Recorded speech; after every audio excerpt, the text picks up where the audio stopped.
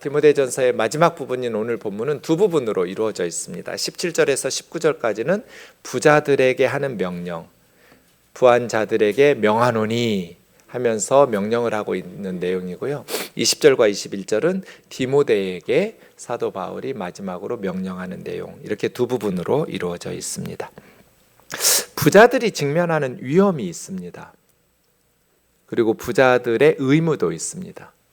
부자들이 쉽게 빠지기 쉬운 위험, 직면하는 위험은 뭘까요? 두 가지로 17절에서 이야기하고 있는데요. 내가 이 세대에서 부한 자들을 명하여, 부자들이 어떻게 위험성을 가지고 있다라는 것을 이야기하고 있어요. 첫 번째는 교만이에요. 교만. 마음을 높이지 말고, 겉으로는 교만한 척 안 하죠. 사람들에게 무시를 당하고 책망을 받으니까. 하지만 마음 말이에요. 마음.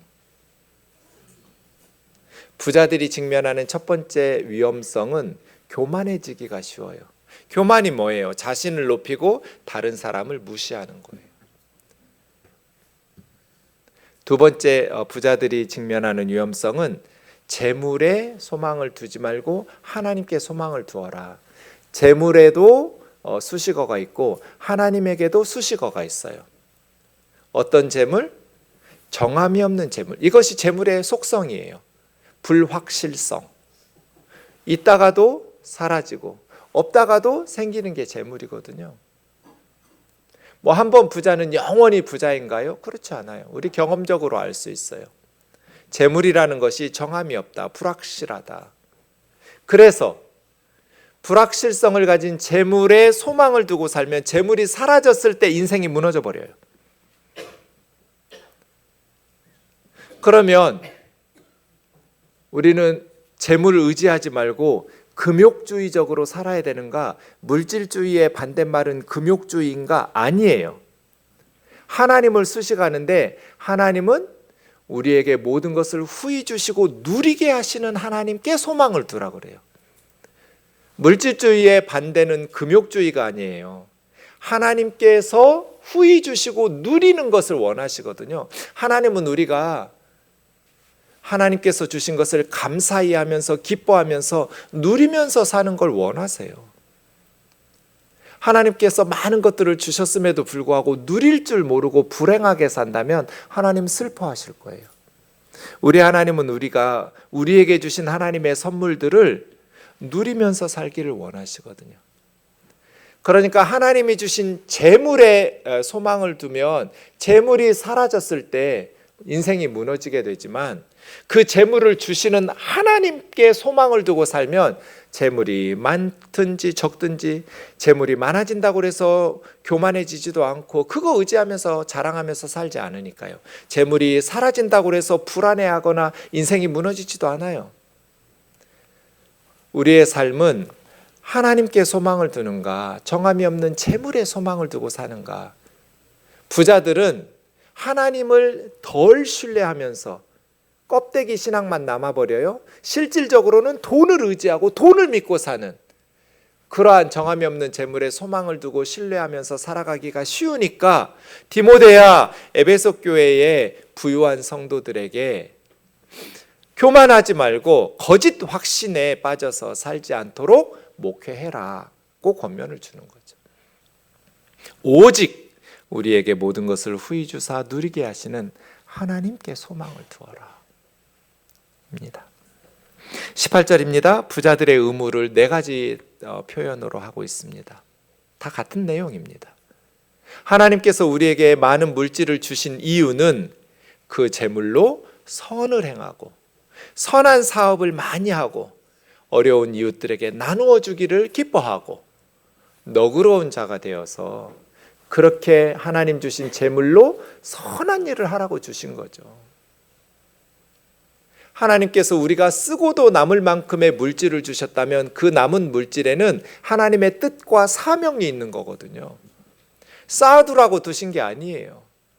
선을 행하고 선한 사업을 많이 하고 나누어 주기를 좋아하고 너그러운 자가 되게 해라. 이것이 장래에 자기를 위하여 좋은 터를 쌓아 참된 생명을 취하는 것이라. 이 장래는 언제겠어요? 죽은 이후거든요. 하나님 앞에 섰을 때 하늘이에요. 다음 세대예요. 여러분, 우리의 인생은 땅에서 시작해서 땅에서 끝나는 게 아니에요. 모든 사람의 삶은 땅에서 시작하지만 하늘로 이어져요. 하나님을 믿지 않는 사람들은 자신의 삶을 땅에서 시작해서 땅에서 끝난다고 생각하기 때문에 19절이 없지요. 그래서 18절의 사명을 무시하기 쉬워요. 하지만 우리 그리스도인들은 우리의 삶이 땅에서 시작되었지만 하늘로 이어진다라는 것을 믿잖아요. 그러면 우리의 재산 배분의 비율을 따져봐야 돼요. 땅에 쌓아두는 재산은 몇 퍼센트이고 하늘에 쌓아두는 재산은 몇 퍼센트인가? 나는 지금 재산 배분을 어떤 비율로 하고 있는지 여러분 각자 점검해 보셔야 돼요.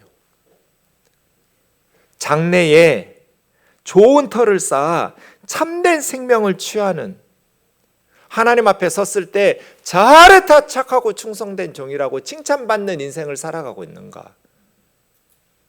그래서 주님은 뭐라고 말씀하셨어요? 마태복음 6장에서 너희 보물을 땅에 쌓아두지 마라. 거기는 좀과 동록, 예수님 시대에는 주로 은전, 동화, 동전, 금화 이런 거잖아요. 금속으로 되어 있는 돈들이니까 녹 쓴단 말이에요. 동록은 녹 쓰는 거예요. 도둑이 구멍을 뚫고 도둑질해 가기도 하고요. 너희 보물을 너희를 위해서 하늘에 쌓아두어라. 거기는 절대로 녹이 슬거나 도둑질 당하지 않는다. 우리의 재산 배분을 땅과 하늘을 비교해서 지금 어느 정도씩 하면서 살아가고 있는지를 점검하시라는 거예요. 예수님은 우리에게 땅에다가 보물 쌓아두지 마라, 하늘에 보물을 쌓아두어야 한다라고 가르치셨잖아요. 그럼 어떻게? 우리가 어떻게 하늘에 우리 보물을 쌓을 수 있어요? 여기서 대답 잘 하셔야 돼요. 예수님이 하늘에 보물을 쌓아두라고 하는데 하늘의 은행 계좌번호도 모르고 우리가 어떻게 하늘에다가 보물을 쌓을 수 있어요? 어떻게 해야 돼요?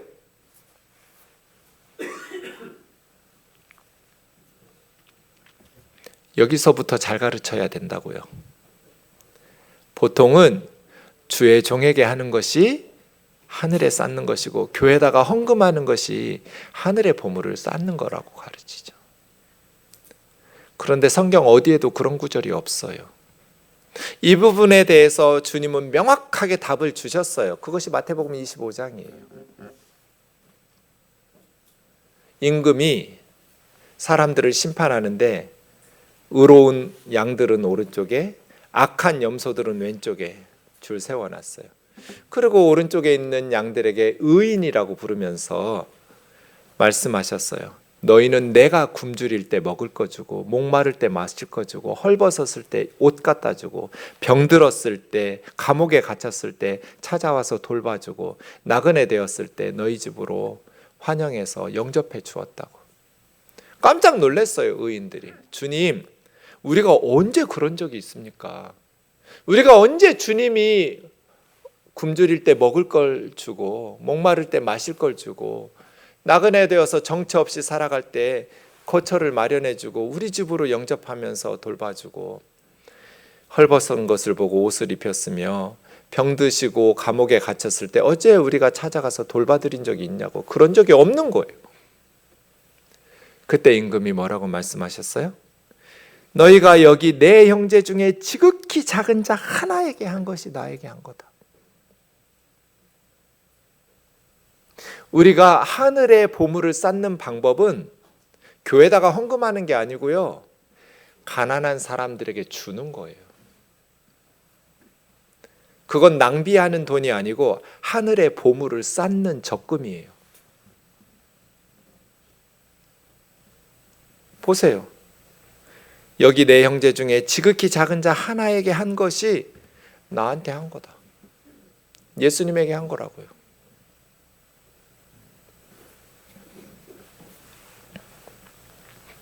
교회도 마찬가지예요.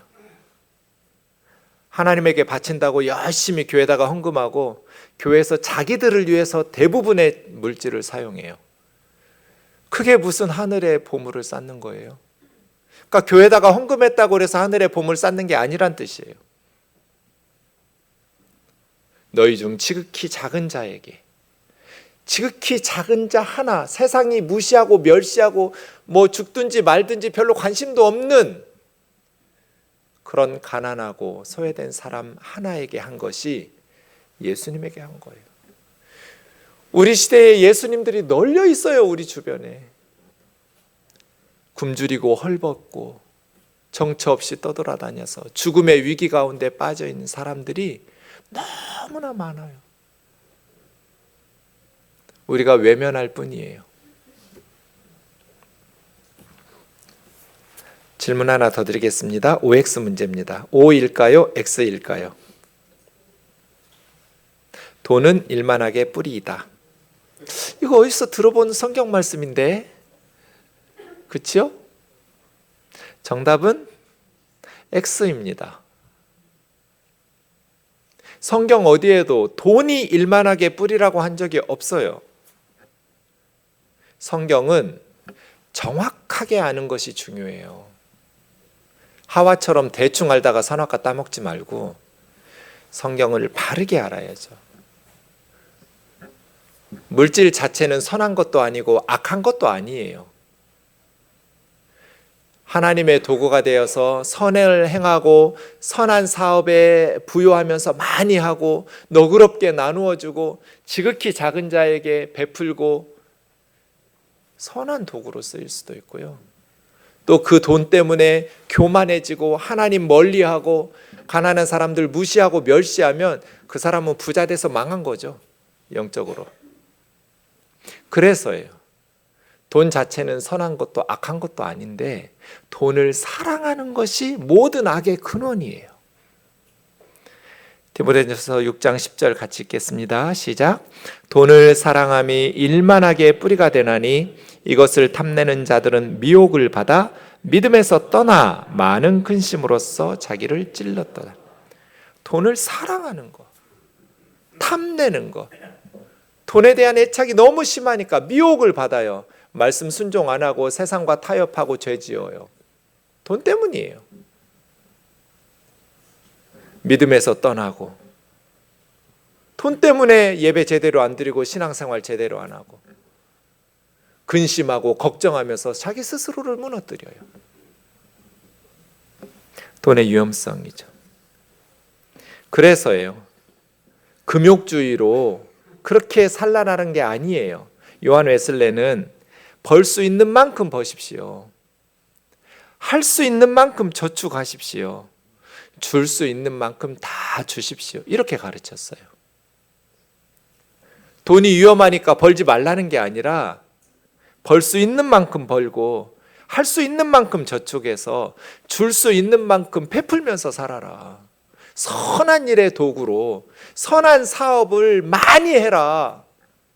이것이 하나님이 우리에게 주신 사명이지 돈 없이 살아라, 가난하게 살아야 하라, 그것이 영적이다. 가난한 게 뭐가 영적이에요? 하나님은 후히 주시고 누리게 하시기를 원하시죠. 그런데 후히 주시면 교만해지고 정함이 없는 재물의 소망을 두고 하나님 멀리하니까 못 주시는 거잖아요. 그럼 가난한 자들은 어떻게 살아야 할까요? 가난한 자들은 어떻게 살고 부유한 자들은 어떻게 사는 것이 성경적인 삶일까? 야고보서 1장 9절과 10절 같이 읽겠습니다. 시작. 낮은 형제는 자기의 높음을 자랑하고 부한 자는 자기의 낮아짐을 자랑할지니 이는 그가 풀의 꽃과 같이 지나감이라. 좀 이상한 말씀이죠.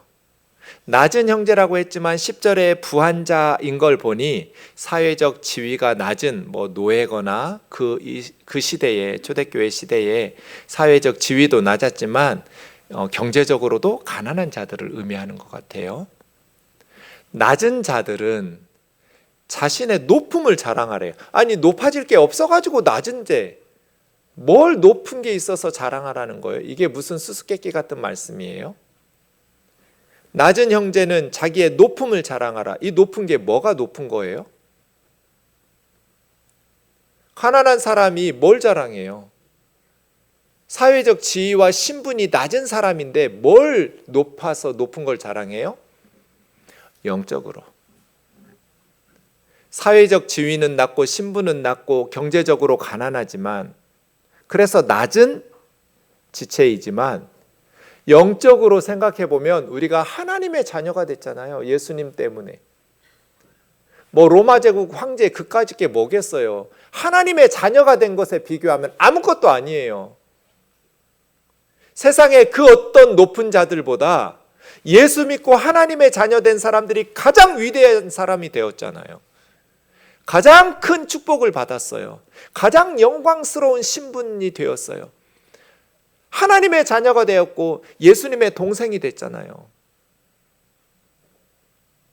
그러니 낮은 형제들은 가난하다고 낮은 삶을 산다고 꾸역꾸역 억지로 살고 하나님 불평하고 원망하면서 살 게 아니라 예수 그리스도 안에서 우리가 얼마나 존귀한 하나님의 자녀처럼 높아졌는지를 자랑하면서 기쁘게 살라는 거예요.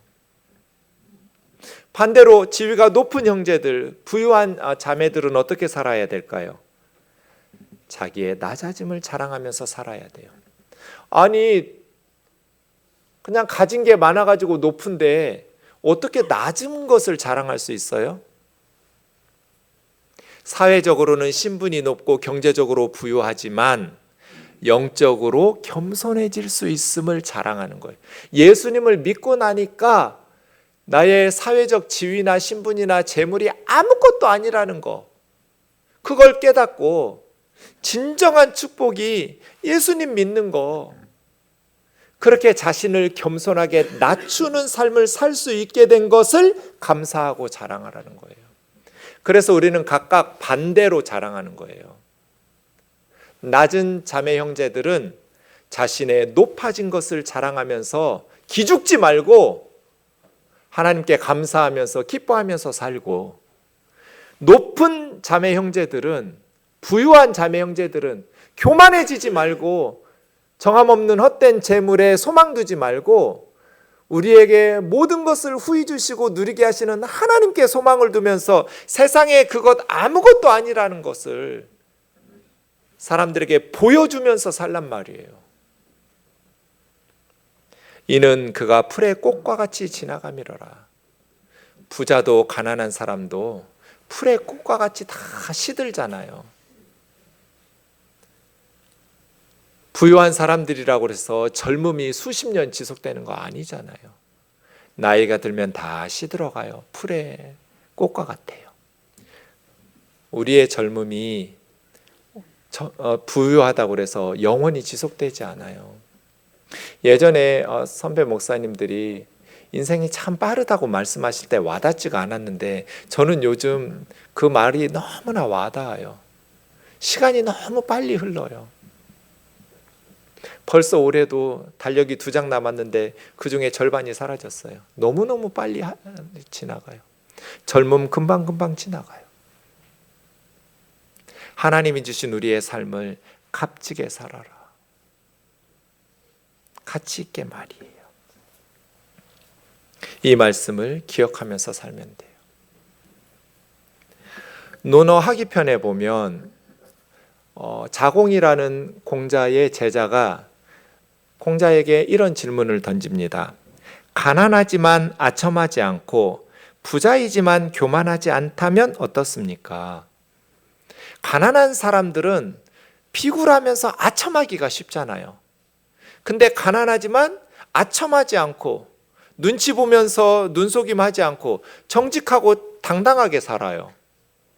부유한 사람들은 오늘 말씀처럼 교만해지기가 쉬워요. 그런데 부자이면서도 교만하지 않은 사람은 어떻습니까? 라고 제자가 스승에게 물으니까 공자가 대답해요. 좋다고, 맞다고 네 말이. 그런데 가난하지만 아첨하지 않고 부자이지만 교만하지 않은 사람보다 가난하지만 즐겁게 살고 부자이지만 예를 좋아하는 사람만큼은 못하다. 그러니까 가난해서 아첨 안 하고 부자이지만 교만하지 않게 사는 것보다 더 좋은 삶은 가난하지만 즐겁게 살아가고 부자이지만 예를 갖추면서 사는 것을 기뻐하는 사람이 더 훌륭하다는 거잖아요.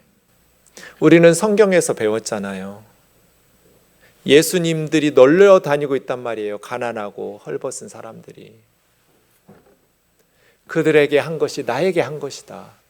그러니까 가난한 사람들에게 돕을 때도 좋은 것으로 줘야 돼요. 외국의 선교지에 가난한 아이들 돕자고 하면 가끔 이상한 거 가져오시는 교우들이 있어요. 전 버려버려요. 예수님한테 그런 거 선물하는 사람이 어디 있어요? 좋은 걸로 해야죠. 새 걸로 사서 줘야죠. 가난한 사람들은 무시해도 되는 사람들이 아니에요. 예수님이라고 생각하고 지극히 작은 자 하나에게 한 것이 나한테 한 거라고 주님이 말씀하셨잖아요. 주님 앞에 선물할 때 우리가 어떤 선물 줘야 돼요? 나는 좀 싸구려 입고 살더라도 주님한테 줄 때는 좋은 거 줘야죠. 이것이 오늘 본문에서 우리에게 가르쳐주는 디모데야, 에베소 교회 성도들에게 명해라. 그리스도인답게 살라고.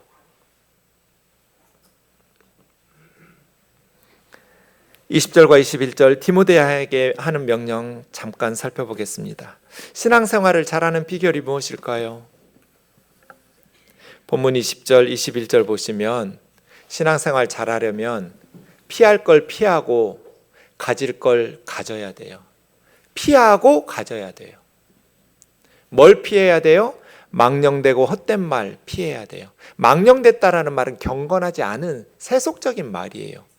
헛된 말이라는 것은 아무 유익이 없는 쓸데없는 말이에요. 망령되고 헛된 말, 그리고 대단한 지식인 것처럼 막 떠들어대면서 말하지만 별로 우리 인생에 도움되지 않는 거짓 지식의 반론을 피해라. 피하라는 말은 막 죽이려고 달려오는 위험한 것들이 올 때 급히 빨리 멀리 달아나는 걸 피한다는 동사로 썼어요. 멀리 해야 돼요. 빨리 달아나야 돼요. 말씀드렸지만 우리 인생이 너무 빨라요. 젊은이들 모르겠지만 나이 들어 보니까 알잖아요. 젊음이 얼마나 빨리 지나가는지. 주님 앞에서 값지게 살아야죠. 내게 부탁한 것은 바울이 디모데에게 맡긴 거예요. 부탁이라고 한 단어는 귀중품을 맡길 때 사용하는 단어예요. 바울이 디모데에게 귀중품을 맡겼어요. 이것은 잃어버리면 안 돼요. 꼭 소유하면서 꽉 붙잡고 지켜야 돼요. 그게 뭐겠어요? 21절과 연결시켜보면 믿음과 관련된 것들이죠.